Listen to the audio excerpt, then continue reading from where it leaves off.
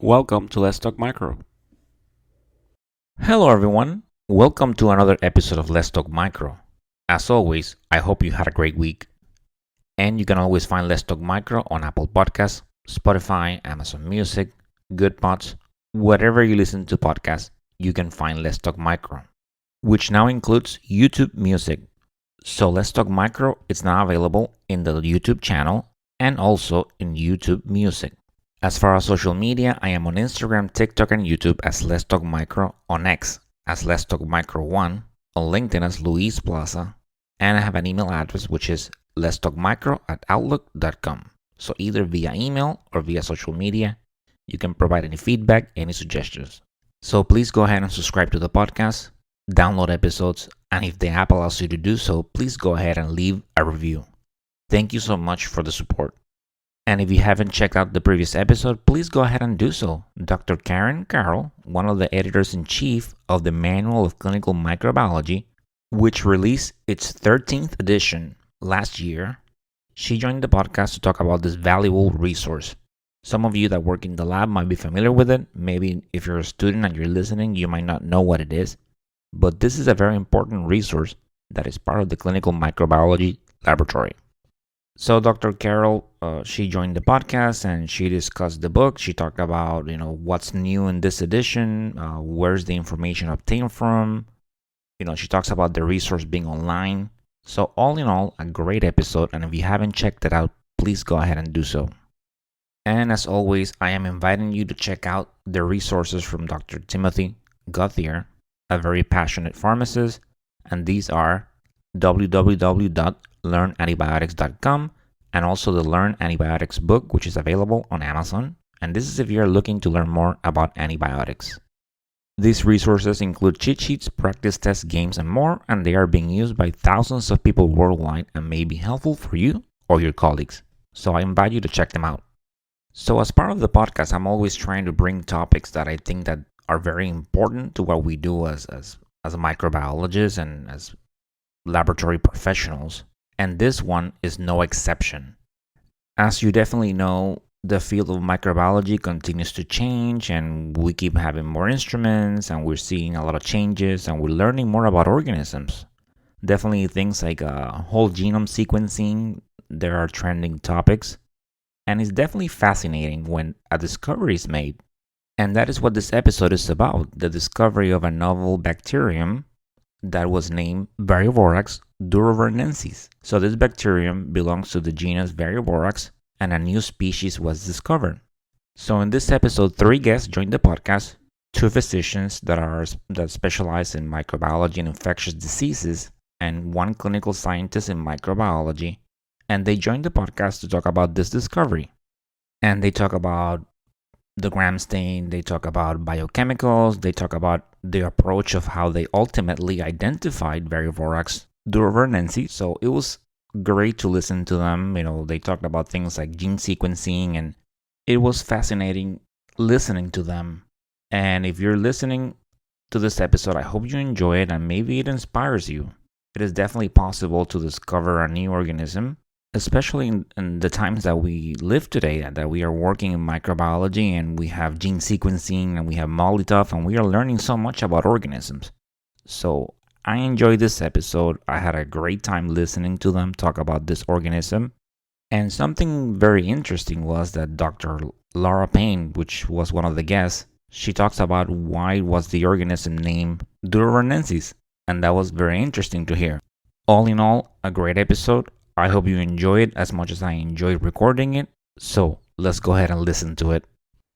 I have said before in the podcast, definitely these are exciting times to be working in microbiology. We get so much instrumentation. We're seeing all these names, so much information, but it's so exciting. So, we're learning more. And it's also exciting when we see new organisms, being discovered. And today here I have some special guests to talk about a case study that was titled, the first reported case of human infection with Variovorax durovernensis, a novel Variovorax species isolated from the prosthetic aortic graft of a shepherd. This was published online on December 2nd of 2023 in the journal Clinical Infection in Practice from the British Infection Association. So with me today, I have Lara Payne, Adela Alcolea Medina, and Luke Snell. Everyone, welcome to Let's Talk Micro. Thank you. It's great to be here. Hi. My pleasure. So I just said your name. So just for the audience, can you do like a quick introduction about what kind of work you do and anything else that you want to add?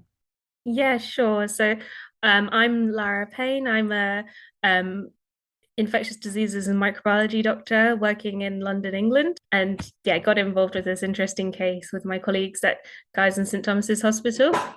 Hello, I'm Adela Alcolea Medina. I'm clinical scientist in microbiology. I work at Guy's and St Thomas's and with Synovis, and also I'm doing the PhD at KCL, and I'm expert in sequencing and next generation sequencing techniques.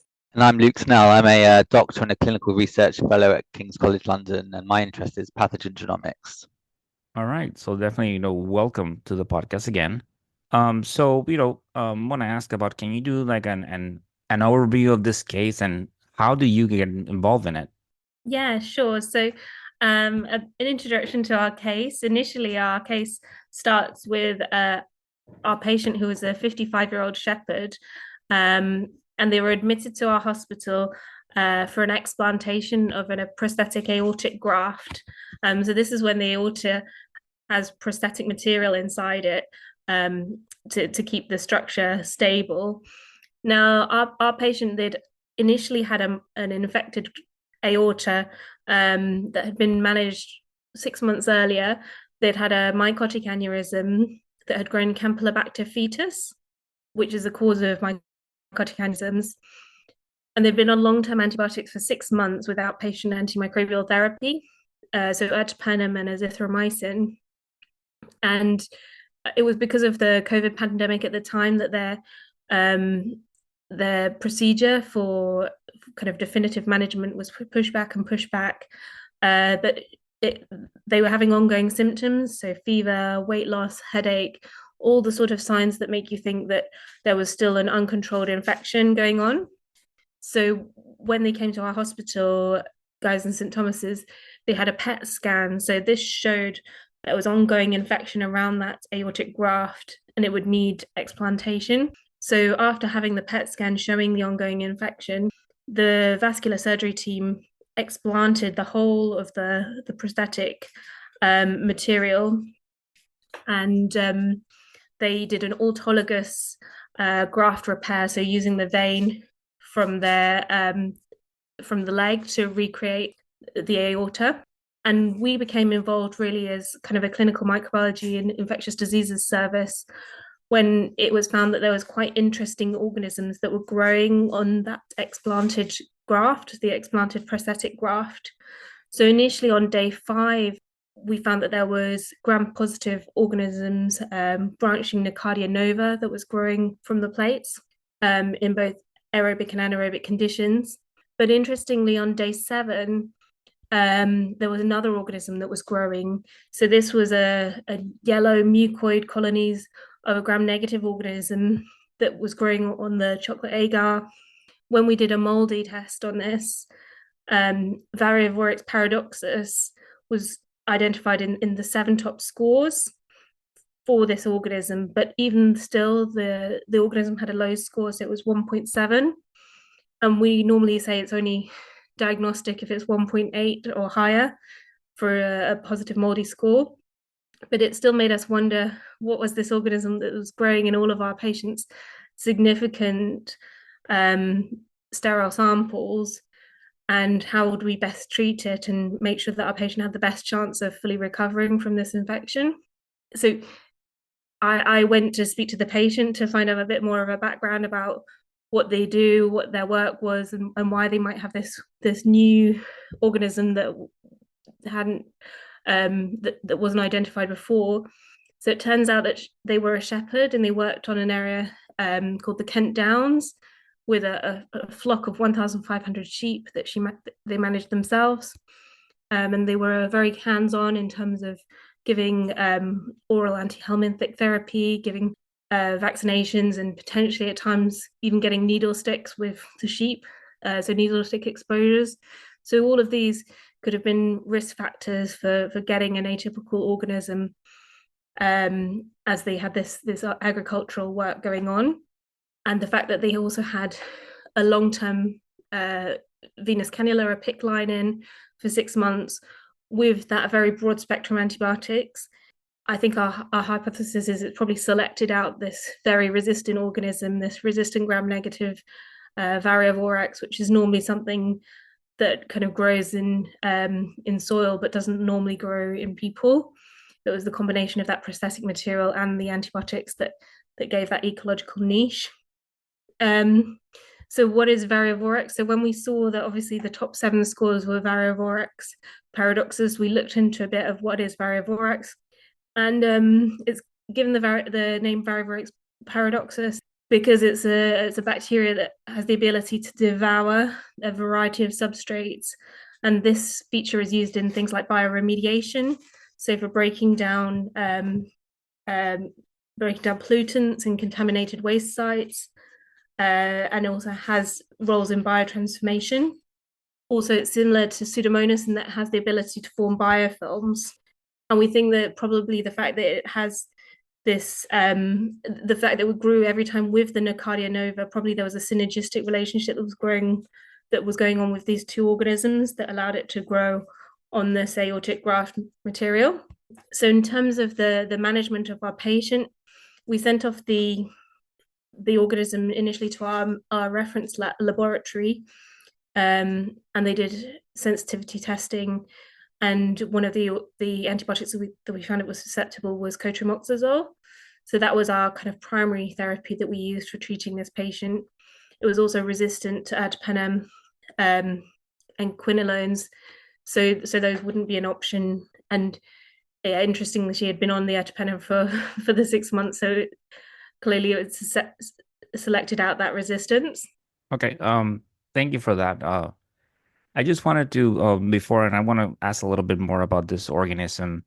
But as I was reading, the case study, and I see that, and as you said, that it was identified, it was seen at 7 days. And I was just, I'm thinking, I know that sometimes depending on which source and things, some cultures, they do have extended incubation times. And for the sake of the audience, if you're a student tuning in, initial culture, let's say, you get things like, like blood, chocolate, and McConkey. Most you hold them 3 days, 5 days, 2 days, depending on the source. So I'm guessing this is one of those protocols that you had where it was an extended time to find it at 7 days. Is that correct? Yes, it is. All our culture for tissues and this kind of this specimen we receive in the lab we culture for 48 hours, and then we do a prolonged culture for additional 5 days, because we culture in the normal agar place, and then we do a enrichment broth for that kind of tissues and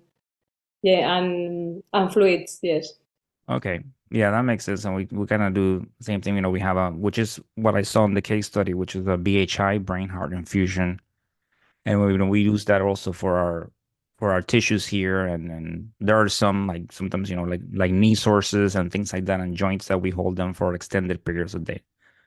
Okay, so we talked about an organism that, that's growing in media, that's growing in the lab. So, that gets me excited. So it's like, I want to know what it is, how does it look like? You mentioned the grams, and it was gram negative. So it was a gram negative bronch. So I just want to know more about it. And you touch on where it was found already. So as far as things like, like error tolerance, biochemicals, morphology, and media, can you talk more about that, please? Yeah, so basically to identify this species, or to know that it was a different species, what we did was an API to know the sugars and the fermentation of these ones. And also in this API, you can get the enzyme activity. So it was negative for everything apart from the urease, nitrate reduction, and hydrolysis of esculin.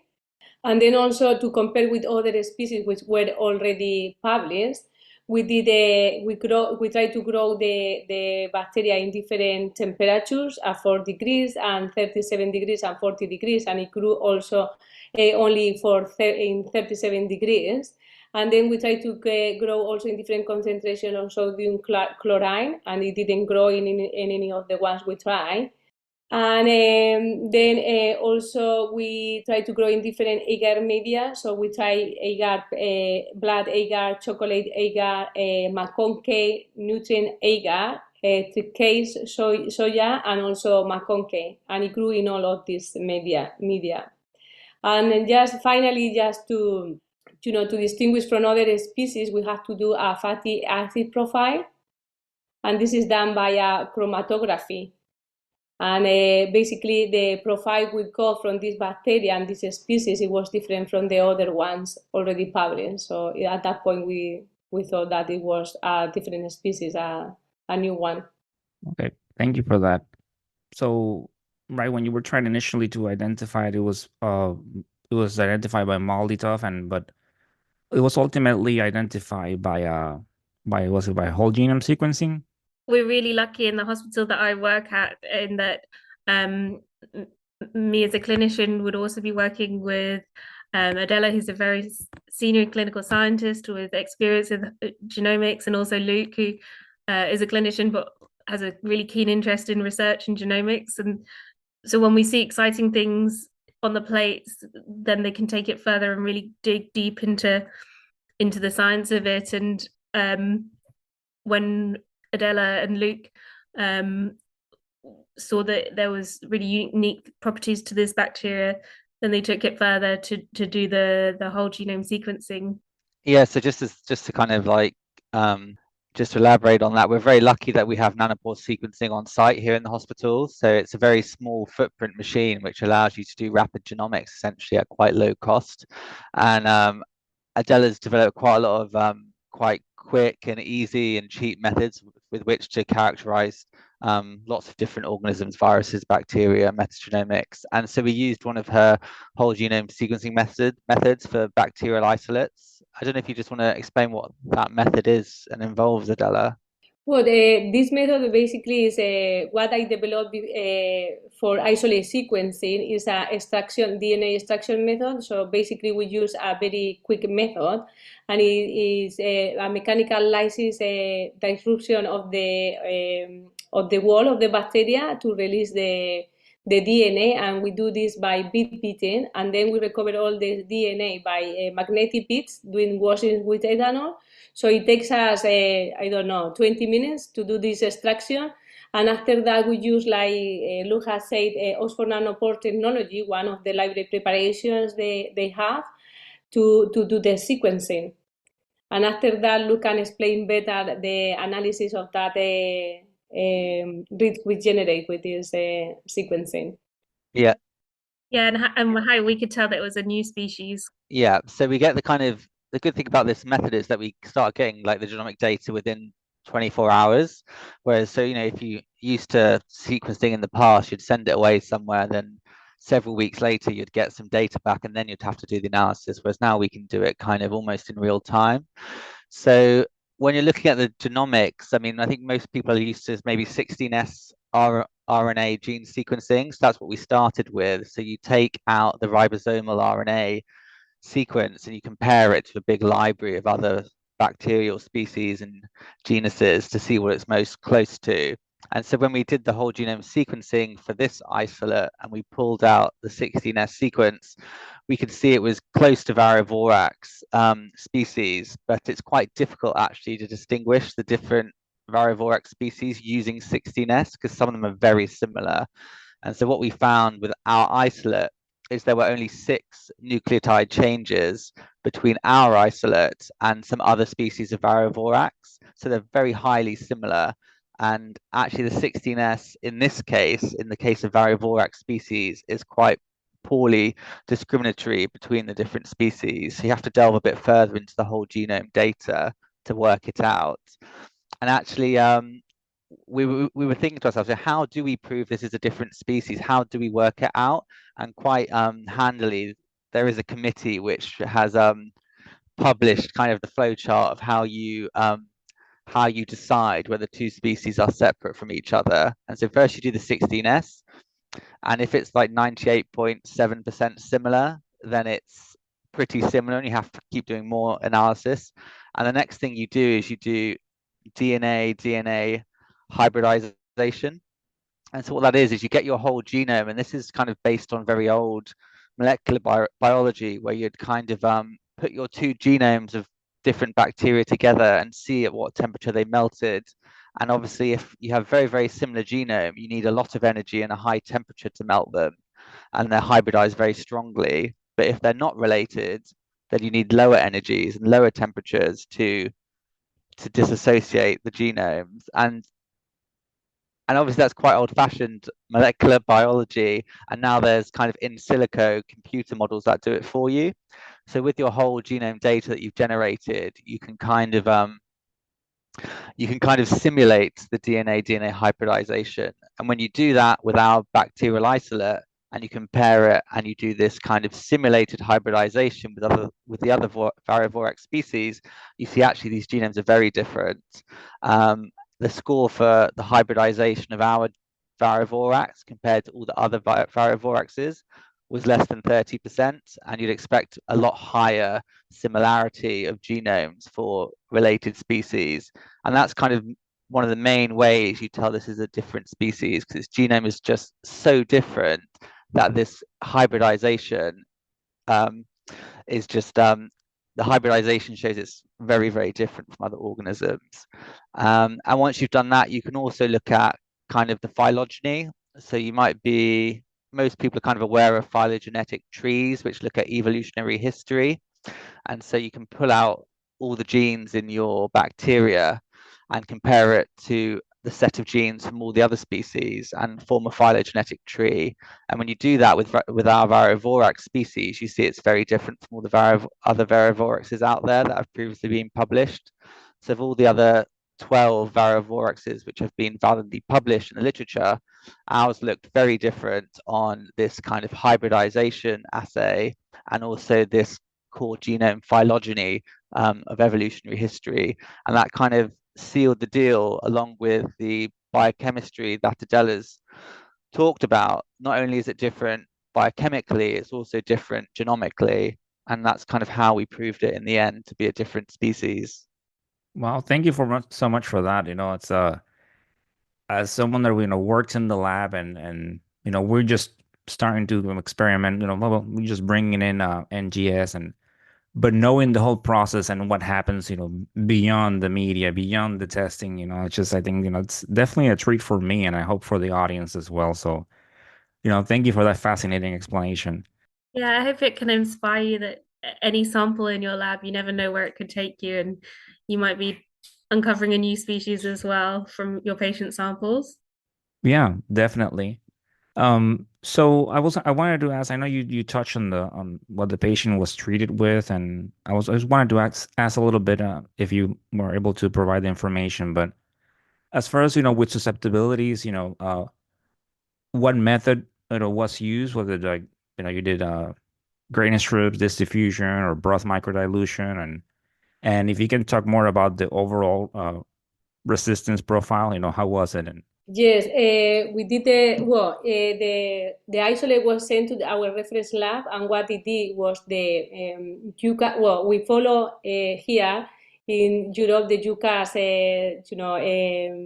recommendation for MICs and breakpoints, but for these organisms, obviously we don't have breakpoints, we don't have MICs, because it's not a normal organism to isolate in a clinical laboratory. So basically what it did was a gradient strip for the MICs. So it was reported with MICs, but we didn't have the interpretation of that antibiogram. So basically it was just we didn't have if it was resistant or sensitive, just the MIC. And I think the doctor they choose the treatment based on the PQPD, and basically was that. Maybe Lara can speak more about that. Yeah, so in the end, we treated with cotrimoxazole, which it looked like both the Variovorax and the Nocardia nova were susceptible to. And we gave an induction course of 2 weeks intravenous therapy, and then for a prolonged 6-month treatment course with oral cotrimoxazole therapy. This was quite a challenge because our patient's renal function was quite impaired. And so many clinicians will know that cotrimoxazole can cause your potassium to go up, so hyperkalemia. So we had to manage also preventing her potassium to go up due to the renal impairment. But she completed a full 6-month course of the oral cotrimoxazole therapy. And since then, all of her surveillance scans, and she's had further 6-monthly CT PET scans, and they've all shown no recurrence. So she's had a complete treatment and is doing really very well. I think that a lot of that, the success was from the explantation. And I think explanting all the infected material is definitely the key to get on top of these kind of complex surgical infections. And yeah, just for the audience, as you're hearing, definitely that's something that if you work in the lab, you can identify that, we do sometimes, tests on the organism. If it doesn't have any breakpoints, we release the MIC along with some sort of comment, stating that there are no breakpoints depending on the guidelines that you use, but like UCAS, CLSI. That's definitely, breakpoints are a hot topic here in the US right now, that we have to go to some new changes starting in this year. So just for the audience, if you want to learn a little bit more about breakpoints, check out a previous episode that I did in the catalog. As I said already many times, but this has been so great, so fascinating. Is there anything else that you want to add? Oh, I guess just we wanted to explain about the name. So the name for the organism, so whenever you have a new organism, one of the things that's required when you publish it is to provide a name and then a reason why the name. And we found it difficult to decide on a name, but we went back to the patient, and that's always the best thing in these sort of circumstances. Ask the patient what they felt was going to be the best idea for the name, because it was identified from the bacteria that was grown from their graft. And they suggested durovernum. So durovernum is the Latin name for Canterbury, and they worked as a shepherd in Canterbury. So that's why we've called it Variovorax durovernensis, and enensis is the journal's requirement for taxonomy from their particular journal. So it's become Variovorax durovernensis, just really to signify the ancient town in Canterbury where our patient works as a shepherd. And yeah, we really hope that this inspires more people to do things like whole genome sequencing if you find an unusual bacteria, because you never know where it could take you. And also just to say, the bacteria is now lodged in 2 collections. It's in the National Collection in the UK and the National Collection in Spain. So if anyone wants to have a look at it, characterize it further, see what it can get up to, you can request it from those collections. For instance, we know that some Variovorax are used in China for dissolving plastics to kind of get rid of pollutants and recycling. So maybe it will have some use in future. Thank you for that. So that's something that I'm learning. I wasn't familiar with. So National Collection in Spain and in England too. Okay, wow. Well, definitely, great work. And just definitely, and I hope that definitely, like you said, that this inspires people. And I know that definitely, things like whole genome sequencing, a lot of places that are trying to bring it up and trying to, and like I mentioned, my institution, we're working on that. And so it's definitely great times in microbiology, and we learn so much, and we're seeing all this discoveries and learning so much. So once again, thank you so much for taking the time to be in Let's Talk Micro. Thank you. Thank you very much. All right, my pleasure.